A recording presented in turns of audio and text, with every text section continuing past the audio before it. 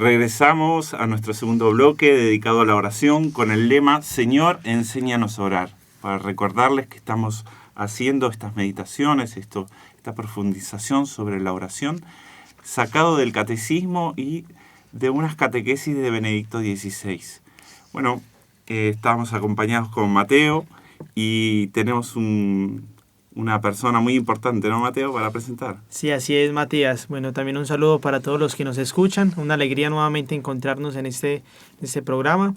Y bueno, también contarles la alegría que tenemos aquí con nosotros también al padre Álvaro Aedo, que bueno, es el formador también del seminario. Aquí con nosotros, él permanece también con nosotros en los estudios, en la parte académica, disciplinar, y bueno, también en la parte espiritual nos va acompañando. Entonces, bueno, es una alegría tenerlo aquí, padre. Bienvenido. Muchas gracias, un gusto estar aquí en la radio. Saludar especialmente a nuestros auditores que fielmente siguen este programa que a lo largo de los años ya lleva, yo creo que este programa va a llevar como 20 años. Ha tenido, es cierto, distintos nombres, se ha emitido de distintas maneras, pero es una tradición ya de 20 años en este programa, así que un gusto de poder estar aquí y continuar con este tema que me parece tan importante, ¿no? Especialmente en estos tiempos en que, a pesar de que hay tantos medios de comunicación, yo creo que muchas veces no sabemos orar, ¿no? No sabemos orar. Así que yo creo que es un gran servicio y que ojalá que a los auditores les esté haciendo mucho bien. Padre, estuvimos tocando el tema de la meditación y sería muy provechoso profundizar en la Lectio Divina. ¿Cómo hacer una meditación con las Sagradas Escrituras? Bien, excelente. Sí, yo creo que ciertamente dentro de los modos de orar, ¿no? Como habrán conversado, está la meditación, pero esa meditación se hace, vamos a decir así, especialmente fructífera, ¿no? Cuando es una meditación con la misma palabra de Dios, ¿no? Es como el plus, el extra que le da cuando lo que tenemos al frente para nuestra meditación, ciertamente que hay grandes autores espirituales, ¿no? Ahora, hace poco me tomaba un café con algún compañero seminarista y hablaba, no sé, pues Santa Teresa de Ávila, San Juan de la Cruz, bueno, y así podríamos nombrar tantos otros maestros espirituales cuyas obras nos hacen mucho bien, pero no tienen comparación con lo que es la Sagrada Escritura, ¿no? Porque la Sagrada Escritura es Dios quien nos habla, es la misma palabra de Dios, ¿no? Es parte de la fe de la Iglesia, ¿no? Cuando leemos la Sagrada Escritura, es a Dios a quien escuchamos, ¿no? Esto de los padres de la Iglesia, sobre todo de San Ambrosio, San Agustín, que decían,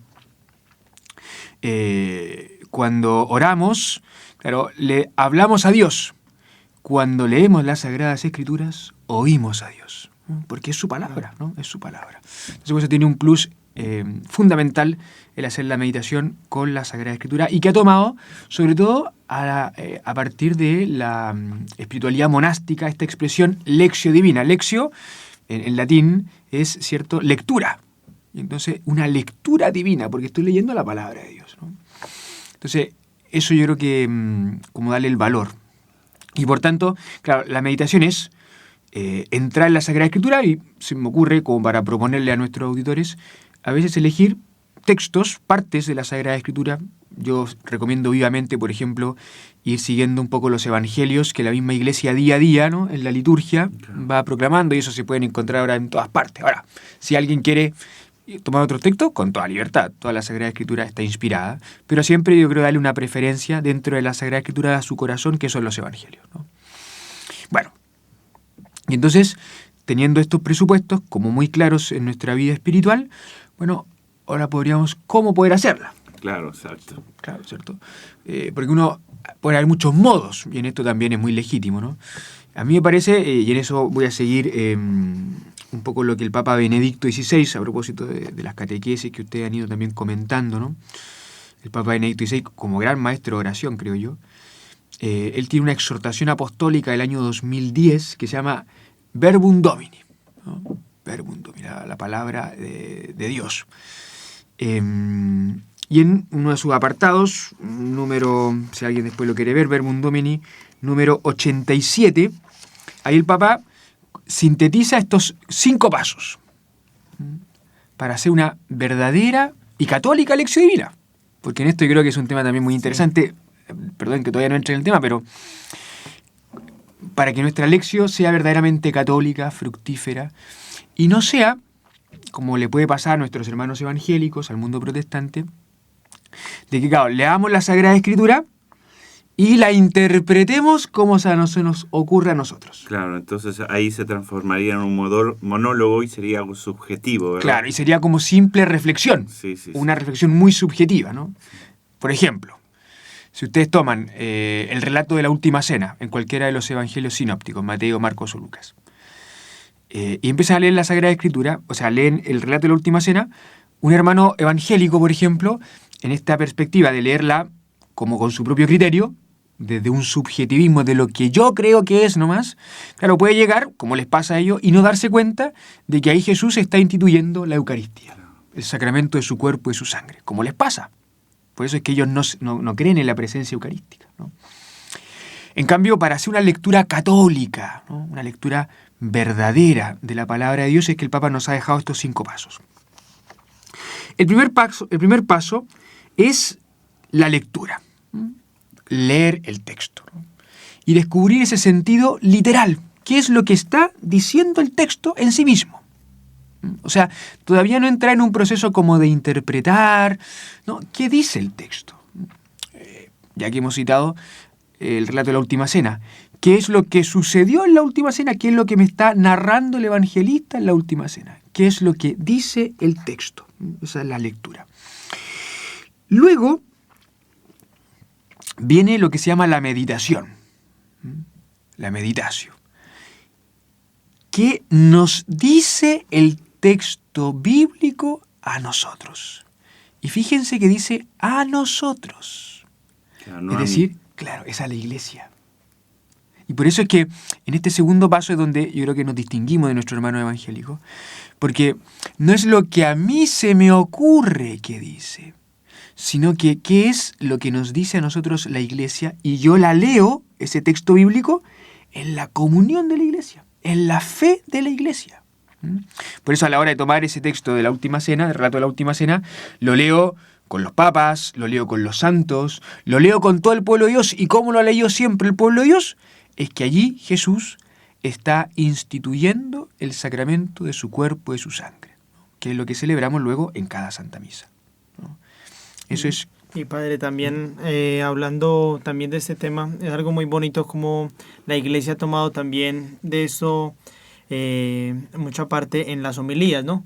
Se ha dado cuenta de que la palabra de Dios es de una manera católica, y uno diría, bueno, una expresión muy clara es que la Iglesia siempre enfatiza en que los sacerdotes en la Santa Misa tengan su homilía donde el pueblo de Dios pueda recibir la explicación, la meditación de la palabra directa, ¿no? En algo ya muy concreto. Entonces también es una invitación y una motivación en estas homilías que domingo a domingo vamos escuchando posiblemente en los sacerdotes. Ahí se nos está entregando esa interpretación, ¿no? Claro. Interpretación católica. Exactamente, y junto con eso, como lo que dices tú, la homilía, también la propia formación.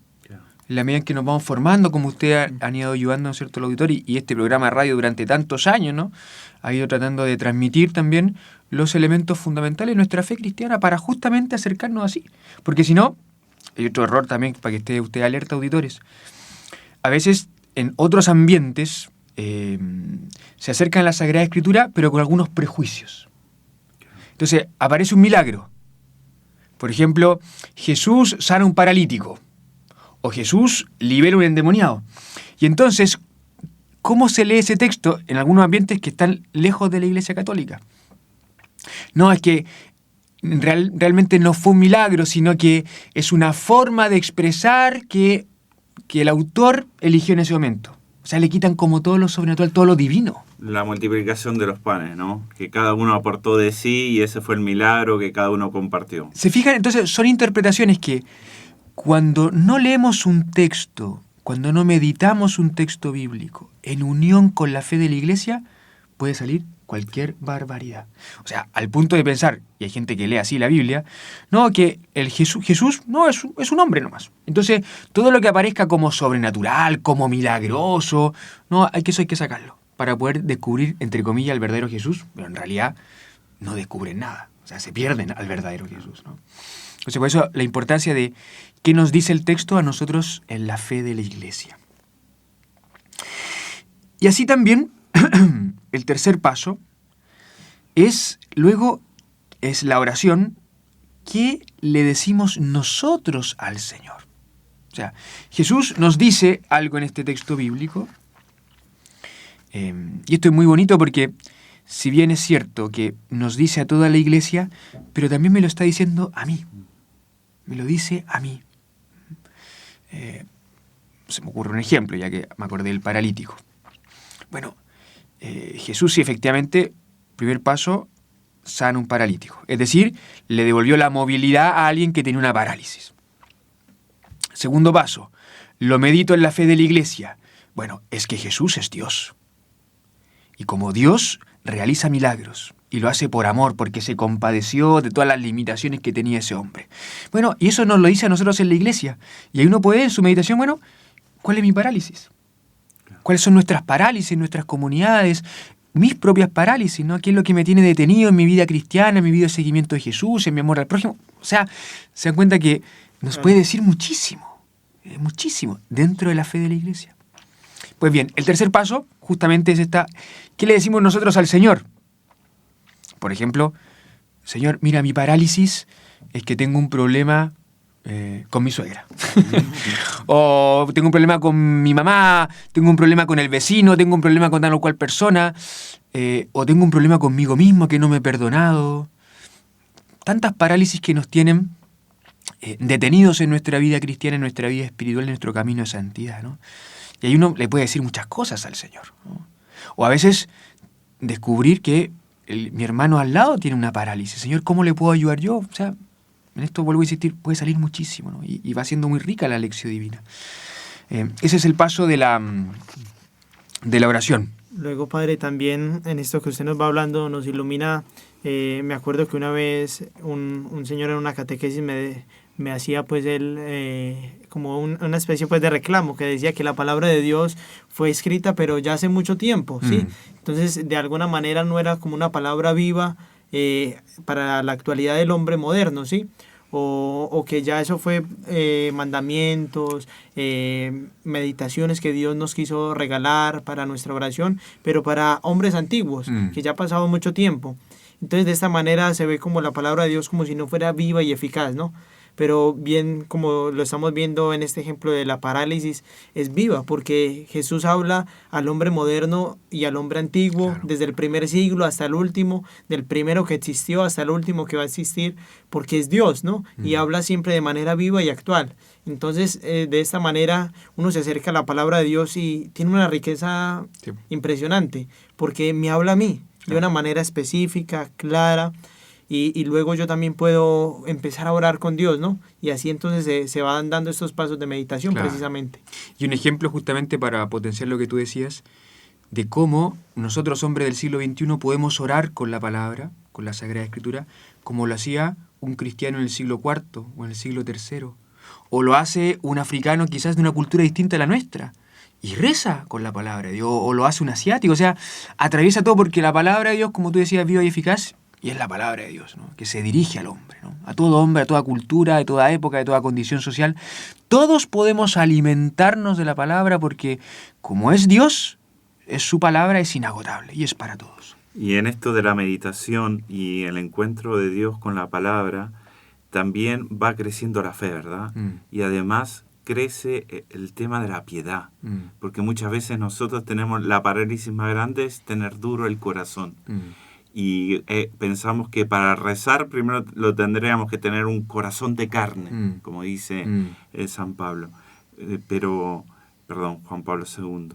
Pero es al revés, es encontrarnos con Cristo en medio de la Eucaristía, en medio de los sacramentos y en medio de la palabra divina que viene a interpelarnos. Y cuando uno lo medita, está en encuentro personal con Dios, con estos pasos que son los pasos propios del ser humano, que los pasos propios del ser humano es conocer la persona, luego saber lo que dice en profundidad y luego responderle a ese amor. Fíjense que tienen la misma mecánica natural que tenemos en un diálogo. Claro, exactamente.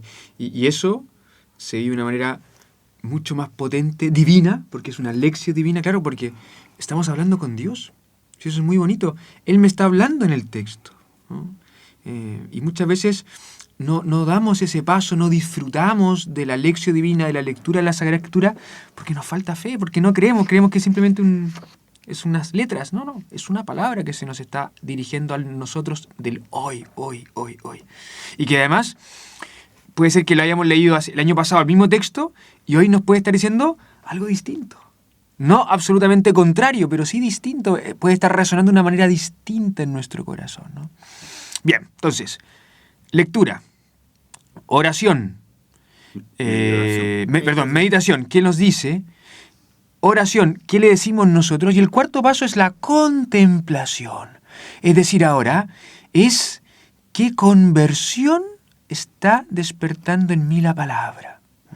Poder mirar mi vida, mi entorno, desde esa palabra, desde esa luz que Jesús hoy me está dirigiendo, ¿no?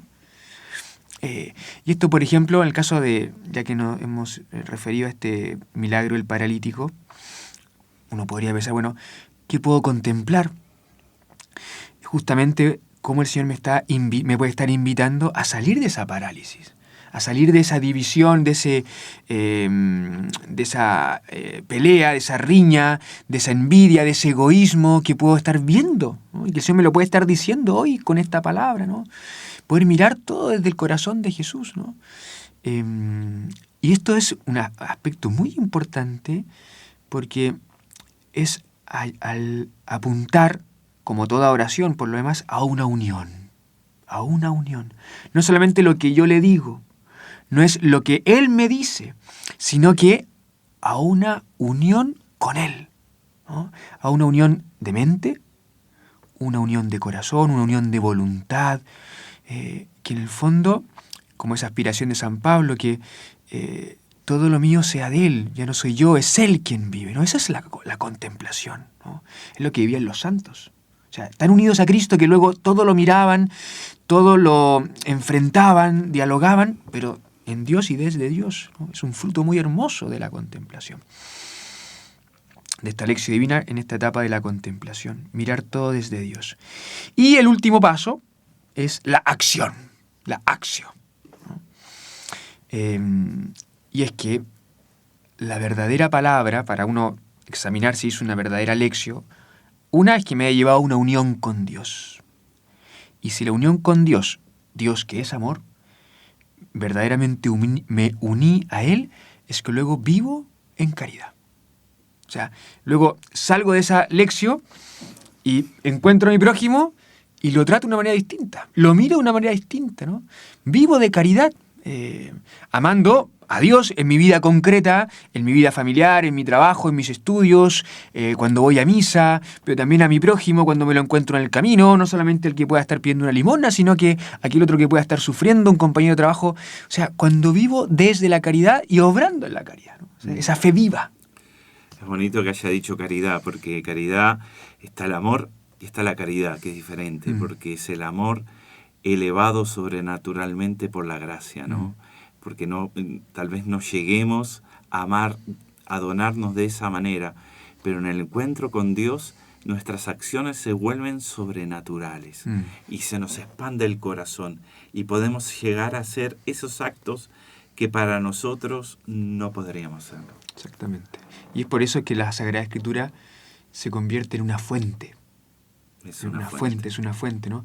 Y en esto la Iglesia, por eso es que la Iglesia siempre ha puesto con una especial veneración, ¿no?, la palabra de Dios y la Eucaristía, ¿no? Claro. Ciertamente el cuerpo de Cristo es primordialmente presencia de Jesús, pero también su palabra, van las dos juntas, por eso es que en la misa van las dos: liturgia de la palabra, proclamación del Evangelio, y liturgia eucarística, consagración, ¿no? Es la fuente de nuestra vida cristiana, ¿no?, para luego vivir cristianamente. Por supuesto. Es eso.